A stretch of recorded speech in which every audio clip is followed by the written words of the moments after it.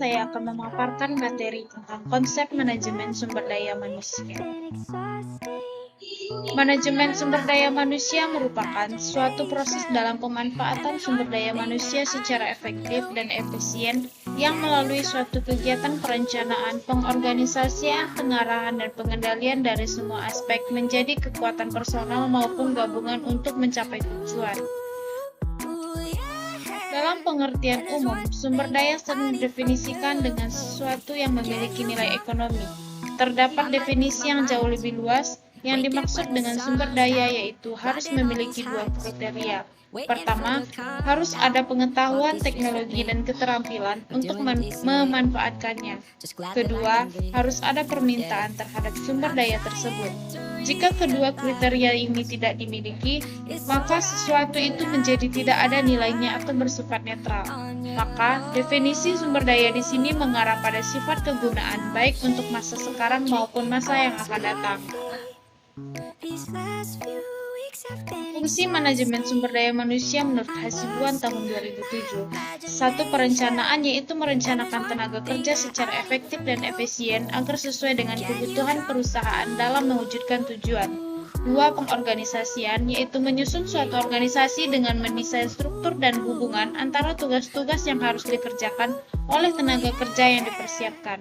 Yang ketiga, pengarahan, yaitu kegiatan mengarahkan semua karyawan agar mau bekerja sama dan bekerja secara efektif dan efisien dalam membantu tercapainya tujuan perusahaan, karyawan, dan masyarakat. Yang keempat, pengendalian, yaitu kegiatan mengendalikan semua karyawan agar menaati peraturan-peraturan perusahaan dan bekerja sesuai dengan rencana. Yang kelima, pengadaan tenaga kerja, yaitu proses penarikan, seleksi, penempatan, orientasi, dan induksi untuk mendapatkan karyawan yang sesuai dengan kebutuhan perusahaan. Dan yang keenam, ada pengembangan, yaitu proses peningkatan keterampilan teknis, teoritis, konseptual, dan moral karyawan melalui pendidikan dan pelatihan. Yang ketujuh, ada kompensasi, yaitu pemberian balas jasa langsung dan tidak langsung, uang atau barang kepada karyawan sebagai imbalan jasa yang diberikan kepada perusahaan. Yang kedelapan, pengintegrasian, yaitu kegiatan untuk mempersatukan kepentingan perusahaan dan kebutuhan karyawan agar tercipta kerjasama yang serasi dan saling menguntungkan. Kesembilan, ada pemeliharaan, yaitu kegiatan untuk memelihara atau meningkatkan kondisi fisik, mental, dan loyalitas karyawan agar mereka mau bekerja sampai pensiun. Yang kesepuluh, ada kedisiplinan, yaitu keinginan dan kesadaran untuk mentaati peraturan-peraturan perusahaan dan norma-norma sosial. Yang terakhir, ada pemutusan hubungan tenaga kerja, yaitu putusnya hubungan kerja seseorang dari suatu perusahaan.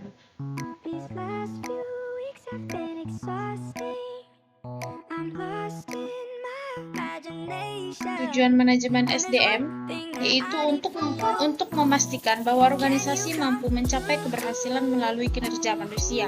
Sistem ini dapat menjadi sumber kapabilitas organisasi yang memungkinkan perusahaan atau organisasi dapat belajar dan menggunakan kesempatan untuk peluang baru. Selain itu, MSDM dipandang sangat perlu agar dapat mengoptimalkan kegunaan atau produktivitas semua pekerja dalam sebuah organisasi. Selain itu, terdapat tujuan MSDM yang khusus, yaitu yang pertama, memungkinkan organisasi mendapatkan dan mempertahankan karyawan yang cakap, dapat dipercaya, dan memiliki motivasi tinggi. Yang kedua, meningkatkan dan memperbaiki kapasitas yang melekat pada manusia, kontribusi, kemampuan, dan kecakapan mereka.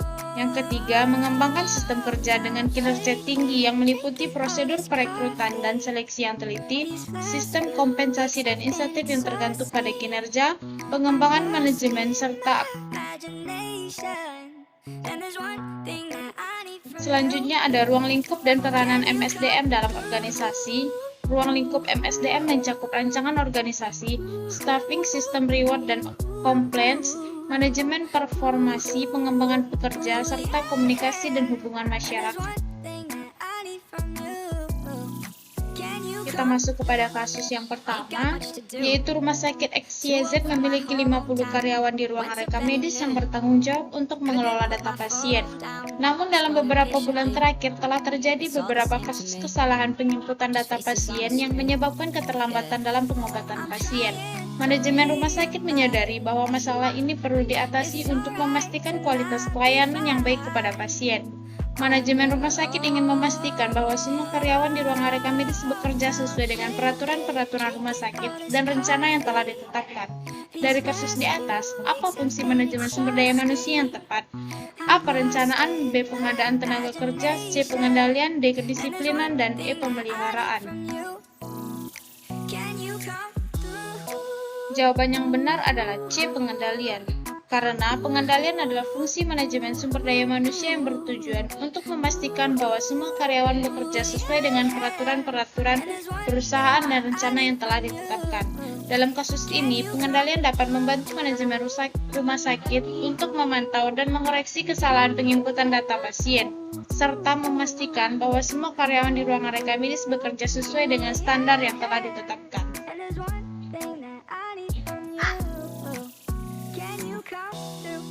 Soal kasus yang kedua, Rumah Sakit OPQ sedang mengalami perubahan besar dalam struktur organisasinya. Direktur rumah sakit baru saja mengumumkan rencana untuk meningkatkan kualitas pelayanan dengan memperluas fasilitas dan meningkatkan jumlah karyawan. Namun, tantangan yang dihadapi adalah bagaimana memastikan bahwa karyawan yang ada saat ini dapat beradaptasi dengan perubahan tersebut dan tetap memberikan pelayanan yang berkualitas tinggi. Manajemen rumah sakit menyadari bahwa keberhasilan perubahan ini sangat tergantung pada kemampuan karyawan untuk beradaptasi dan bekerja sama dalam tim. Oleh karena itu, manajemen rumah sakit ingin memastikan bahwa sumber daya manusia yang ada dapat dimanfaatkan secara efektif dan efisien untuk mencapai tujuan rumah sakit. Kasus di atas termasuk ke dalam A. Manajemen, B. Manajemen keuangan, C. Manajemen operasional, E. Manajemen sumber daya manusia, dan E. Manajemen teknologi informasi. Jawaban yang benar adalah D. Manajemen sumber daya manusia. Karena MSDM adalah suatu proses dalam pemanfaatan sumber daya manusia secara efektif dan efisien yang melalui suatu kegiatan perencanaan, pengorganisasian, pengarahan, dan pengendalian dari semua aspek menjadi kekuatan personal maupun gabungan untuk mencapai tujuan. Kita masuk kepada kasus yang terakhir, yaitu kasus yang ketiga. Rumah Sakit Harapan Bunda adalah salah satu rumah sakit terkemuka di kota yang memiliki reputasi baik dalam memberikan pelayanan kesehatan yang berkualitas tinggi. Namun, dalam beberapa tahun terakhir, rumah sakit ini menghadapi persaingan yang semakin ketat dari rumah sakit lain yang juga menawarkan pelayanan kesehatan yang berkualitas tinggi. Direktur Rumah Sakit Dr. Siti menyadari bahwa untuk meningkatkan keunggulan kompetitif rumah sakit, perlu dilakukan perubahan dalam strategi manajemen sumber daya manusia. Dr. Siti ingin memastikan bahwa manajemen sumber daya manusia di rumah sakit dapat berfokus pada inovasi, kualitas, dan pengurangan biaya untuk meningkatkan keunggulan kompetitif rumah sakit. Dr. Siti juga ingin memastikan bahwa karyawan di rumah sakit memiliki keterampilan dan pengetahuan yang memadai untuk memberikan pelayanan kesehatan yang berkualitas tinggi. Oleh karena itu, Dr. Siti berencana untuk mengembangkan program pelatihan dan pengembangan karyawan yang dapat membantu meningkatkan kualitas pelayanan di rumah sakit. Kasus ini termasuk ke dalam A. Peranan manajemen sumber daya manusia, B. Peranan manajemen keuangan, C. Peranan manajemen operasional, D. Peranan manajemen teknologi, dan E. Peranan manajemen. Jawaban yang benar adalah A. Peranan manajemen sumber daya manusia. Karena dalam kasus ini MSDM dapat membantu rumah sakit untuk meningkatkan kualitas pelayanan dan keunggulan kompetitifnya dengan berfokus pada inovasi, kualitas, dan pengurangan biaya. Dengan demikian, MSDM dapat membantu rumah sakit untuk mencapai tujuannya dan meningkatkan posisinya di pasar. Baik, sekian materi dari saya ucapkan terima kasih dan semoga bermanfaat.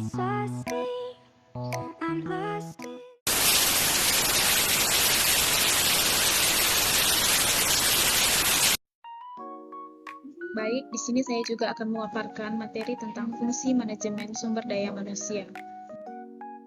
Pengertian manajemen sumber daya manusia yaitu sekumpulan individu dalam suatu organisasi yang memainkan peran penting dalam mencapai tujuan perusahaan. Sumber daya manusia mencakup seluruh karyawan dari level staf hingga eksekutif yang masing-masing membawa keterampilan, pengetahuan, dan keunikan yang berkontribusi terhadap kesuksesan organisasi. Fungsi-fungsi manajemen SDM. Yang pertama perencanaan, kedua pengorganisasian, ketiga pengendalian, dan yang terakhir pengarahan. Yang pertama perencanaan sumber daya manusia, yaitu merencanakan tenaga kerja secara efektif dan efisien agar sesuai dengan kebutuhan perusahaan dalam membantu terwujudnya tujuan. Perencanaan dilakukan dengan menetapkan program kepegawaian. 4 aspek dalam perencanaan SDM. Pertama, proyeksi jumlah karyawan yang dibutuhkan. Kedua, identifikasi SDM yang tersedia dalam organisasi. Ketiga, analisis keseimbangan penawaran dan permintaan. Keempat, program aksi. Faktor-faktor yang mempengaruhi perencanaan SDM yaitu ada dua. Yang pertama, faktor internal. Terdapat berbagai kendala yang terdapat di dalam organisasi seperti rencana strategis, perluasan usaha atau kegiatan baru, rancangan organisasi, anggaran, estimasi produksi dan penjualan, dan tugas kerjaan lainnya. Yang kedua, faktor eksternal, yaitu merupakan berbagai faktor yang tumbuh dan berkembang berada di luar kemampuan perusahaan untuk melakukan kontrol seperti situasi ekonomi, sosial budaya, politik, peraturan perundang-undangan teknologi, dan pesaing.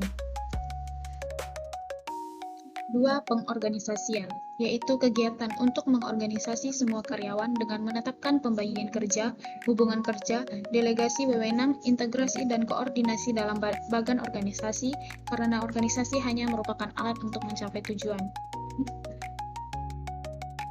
Ketiga, ada pengarahan, yaitu kegiatan mengarahkan semua karyawan agar mau bekerja sama dan bekerja efektif dan efisien dalam membantu tercapainya tujuan perusahaan, karyawan, dan masyarakat. Contoh, melaksanakan rekrutmen 2 petugas baru sesuai kualifikasi. Kedua, memberikan orientasi kerja kepada petugas baru. Ketiga, melaksanakan pelatihan refresh bagi seluruh petugas terkait efisiensi input data dan kodifikasi penyakit. Berikut adalah beberapa langkah kunci dalam menggerakkan sumber daya manusia, yaitu ada motivasi, pengembangan karir, kepemimpinan yang efektif, komunikasi yang efektif, pengakuan dan penghargaan, pemberdayaan karyawan, dan keseimbangan kerja hidup. Yang terakhir ada pengendalian, yaitu kegiatan mengendalikan semua karyawan agar menjadi peraturan-peraturan perusahaan dan bekerja sesuai dengan rencana. Apabila terdapat penyimpanan atau kesalahan, maka akan diadakan tindakan perbaikan dan penyempurnaan rencana. Contoh, monitoring harian ketepatan waktu penyelesaian berkas rekam medis. Kedua, audit bulanan terhadap tingkat kesalahan kodifikasi. Ketiga, evaluasi kepuasan pengguna internal atau dokter perawat setiap 3 bulan. Yang keempat, melakukan feedback dan perbaikan berkelanjutan jika target belum tercapai. Beberapa langkah dan praktik yang umum digunakan untuk mengontrol sumber daya manusia. Ada 8, yang pertama perencanaan tenaga kerja, kedua rekrutmen dan seleksi, ketiga orientasi dan pelatihan, keempat penilaian kinerja, kelima manajemen kerja, keenam pengembangan karir, ketujuh pengelolaan konflik dan kesejahteraan, kedelapan pengelolaan kompensasi. Kita masuk pada soal kasus yang pertama, yaitu Rumah Sakit KLMN memiliki unit rekam medis yang bertanggung jawab untuk mengelola data kesehatan pasien. Unit rekam medis ini memiliki 15 karyawan yang bekerja dalam berbagai bidang, termasuk pengkodean diagnosa, pengarsipan fisik dan digital, input data SIM-FS, dan pelayanan permintaan berkas. Namun, dalam beberapa bulan terakhir, unit rekam medis mengalami beberapa masalah, termasuk keterlambatan dalam pengolahan data, kesalahan pengkodean diagnosa, dan kurangnya koordinasi antara karyawan. Kepala unit rekam medis Ibu Sri ingin meningkatkan efisiensi dan efektivitas kerja unit rekam medis. Beliau ingin memastikan bahwa semua karyawan memiliki peran dan tanggung jawab yang jelas, serta dapat bekerja sama dengan baik untuk mencapai tujuan unit rekam medis. Ibu Sri juga ingin memastikan bahwa unit rekam medis dapat menyediakan layanan yang berkualitas tinggi kepada pasien dan staf rumah sakit lainnya. Kasus di atas termasuk ke dalam A. Perencanaan, B. Pengendalian, C. Pengorganisasian, D. Pengarahan, dan E. Pemulihan. Jawaban yang benar adalah C. Pengorganisasian. Karena dalam kasus ini, Ibu Sri harus mengorganisasi semua karyawan dengan menetapkan pembagian kerja, hubungan kerja, delegasi wewenang, integrasi, dan koordinasi dalam bagian organisasi. Dengan demikian, karyawan akan memiliki peran dan tanggung jawab yang jelas, serta dapat bekerja sama dengan baik untuk mencapai tujuan unit rekam medis. Dengan pengorganisasian baik, unit rekam medis dapat meningkatkan efisiensi dan efektivitas kerja, serta mencapai tujuan yang telah ditetapkan. Kasus yang kedua, Rumah Sakit ABC memiliki unit rekam medis yang bertanggung jawab untuk mengelola data kesehatan pasien. Unit rekam medis ini memiliki beberapa staf yang bekerja dalam berbagai bidang, termasuk pengkodean diagnosa, pengarsipan fisik dan digital, termasuk input data SIM RS, dan pelayanan permintaan berkas. Kepala Unit Rekam Medis ingin meningkatkan efisiensi dan efektivitas kerja unit rekam medis. Beliau ingin memastikan bahwa semua staf memiliki peran dan tanggung jawab yang jelas, serta dapat bekerja sama dengan baik untuk mencapai tujuan unit rekam medis. Beliau harus mempertimbangkan berbagai faktor yang dapat mempengaruhi perencanaan sumber daya, termasuk rencana strategis unit rekam medis, perluasan layanan, rancangan organisasi, anggaran, estimasi kebutuhan staf, dan tugas pekerjaan lainnya. Faktor apakah yang termasuk dalam kasus di atas? A. Faktor lingkungan, B. Faktor sosial, C. Faktor ekonomi, D. Faktor eksternal, dan E. Faktor internal. Jawaban yang benar adalah E. Faktor internal. Karena seperti rencana strategis unit rekam medis, perluasan layanan, rancangan organisasi, anggaran, estimasi kebutuhan staf merupakan faktor yang mempengaruhi perencanaan sumber daya di unit rekam medis rumah sakit ABC. Faktor-faktor internal ini dapat mempengaruhi kemampuan unit rekam medis untuk mencapai tujuannya dan harus dipertimbangkan dalam proses perencanaan sumber daya. Kasus yang ketiga. Rumah sakit X memiliki unit rekam medis yang bertanggung jawab untuk mengelola data kesehatan pasien. Unit rekam medis ini memiliki beberapa staf yang bekerja dalam berbagai bidang, termasuk pengkodean diagnosa, pengarsipan fisik dan digital, pelayanan permintaan berkas. Seminggu yang lalu, unit rekam medis merekrut beberapa staf baru yang belum memiliki pengalaman dalam bidang rekam medis. Kepala unit rekam medis ingin memastikan bahwa staf baru tersebut dapat beradaptasi dengan baik dan memiliki keterampilan yang memadai untuk menjalankan tugas-tugas mereka, tetapi ia selalu melakukan kesalahan. Apa yang harus dilakukan kepala rekam medis? A. Perencanaan tenaga kerja, B. Rekrutmen dan seleksi, C. Orientasi dan pelatihan, D. Penilaian kinerja, E. Manajemen kerja. Jawaban yang benar adalah C. Orientasi dan pelatihan, karena orientasi dan pelatihan sangat penting untuk staf baru, karena dapat membantu mereka beradaptasi dengan baik dan memiliki keterampilan yang memadai untuk menjalankan tugas-tugas mereka. Orientasi dapat membantu staf baru memahami kebijakan dan prosedur rumah sakit, serta peran dan tanggung jawab mereka. Pelatihan dapat membantu staf baru meningkatkan keterampilan dan pengetahuan mereka dalam menjalankan tugas-tugas mereka. Dengan mengadakan orientasi dan pelatihan, dapat memastikan bahwa staf baru tersebut dapat beradaptasi dengan baik dan memiliki keterampilan yang memadai untuk menjalankan tugas-tugas mereka, sehingga dapat meningkatkan kualitas pelayanan di unit rekam medis. Sekian materi dari saya ucapkan terima kasih dan semoga bermanfaat.